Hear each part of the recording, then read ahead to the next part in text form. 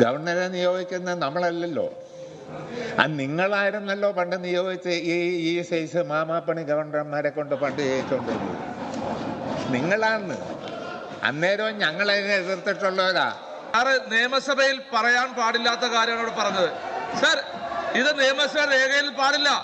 മാമാപ്പണി എന്ന് പറഞ്ഞ് വളരെ മ്ലേച്ഛമായ രീതിയിൽ ഈ സഭയ്ക്ക് പോലും അപകീർത്തിപ്പെടുത്തുന്ന രീതിയിലുള്ള വാക്കുകളാണ് ബഹുമാനപ്പെട്ട മെമ്പർ പറഞ്ഞത്. അപ്പോ ഈ മാമ എന്ന് പറയുന്ന അത്ര വലിയ അബദ്ധമാണെന്ന് എനിക്ക് തോന്നിയില്ല. അതുകൊണ്ട് ഞാനതങ്ങ് പിൻവലിച്ചേക്കാം. ഗവർണറെ കൊണ്ട് മാമാപ്പണി ചെയ്യിപ്പിച്ചത് കോൺഗ്രസ് ആണെന്ന് എം മണി MLA നിയമസഭയിൽ. സഭയെ എം മണി അവഹേളിച്ചെന്ന ആരോപണവുമായി പ്രതിപക്ഷവും രംഗത്തെത്തി. മണിയുടെ പരാമർശം സഭാരേഖയിൽ നിന്നും നീക്കണമെന്നും പ്രതിപക്ഷം ആവശ്യപ്പെട്ടു. മാമ എന്ന പ്രയോഗം അത്ര മോശമല്ലെന്നും എങ്കിലും പരാമർശം താൻ പിൻവലിക്കാമെന്നും എം മണി പ്രതികരിച്ചു. ഗവർണർമാരെ ഉപയോഗിച്ച് സകല വൃത്തികേടും ചെയ്തവരാണ് കോൺഗ്രസ് എന്നും MLA ആരോപിച്ചു.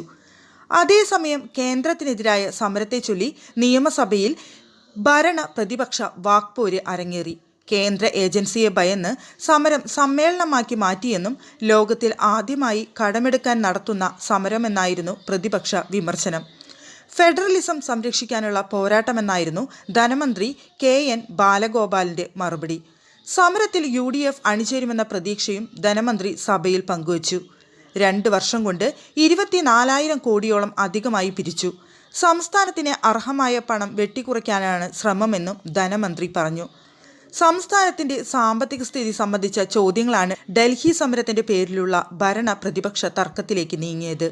ധനകാര്യ മാനേജ്മെന്റിലെ പിഴവും ധൂർത്തുമൂലവും കേരളത്തെ കടകണിയിലാക്കിയ ശേഷമാണ് ഡൽഹി സമരമെന്ന് ആരോപിച്ച് മുൻ പ്രതിപക്ഷ നേതാവ് രമേശ് ചെന്നിത്തല വിമർശനങ്ങൾക്ക് തുടക്കമിട്ടത്. കേന്ദ്ര ഏജൻസിയെ ഭയന്ന് സമരം സമ്മേളനമാക്കി മാറ്റിയെന്ന് രമേശ് ചെന്നിത്തല പറഞ്ഞു. വേണ്ടത്ര നികുതി പിരിക്കാൻ കഴിയുന്നില്ല, സമരം സമ്മേളനമാക്കി മാറ്റി, സായിപ്പിനെ കണ്ടപ്പോൾ കവാത്ത് മറന്നെന്നും രമേശ് ചെന്നിത്തല വിമർശിച്ചു. നർമ്മം കലർത്തിയ വിമർശനങ്ങളായിരുന്നു മുസ്ലിം ലീഗ് MLAമാരായ PK ബഷീറും NA നെല്ലിക്കുന്നും ഉന്നയിച്ചത്. ലോകത്തിൽ ആദ്യമായി കടമെടുക്കാൻ നടത്തുന്ന സമരമെന്നായിരുന്നു ലീഗ് MLA PK ബഷീറിന്റെ പരിഹാസം.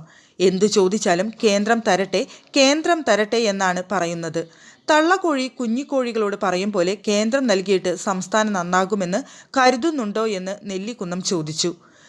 കേന്ദ്രവിഹിതം കുറച്ചതിനെ ന്യായീകരിച്ചവർ സഭയിലുണ്ടെന്ന് ചൂണ്ടിക്കാട്ടിയായിരുന്നു പ്രതിപക്ഷ വിമർശനങ്ങളെ ധനമന്ത്രി നേരിട്ടത്.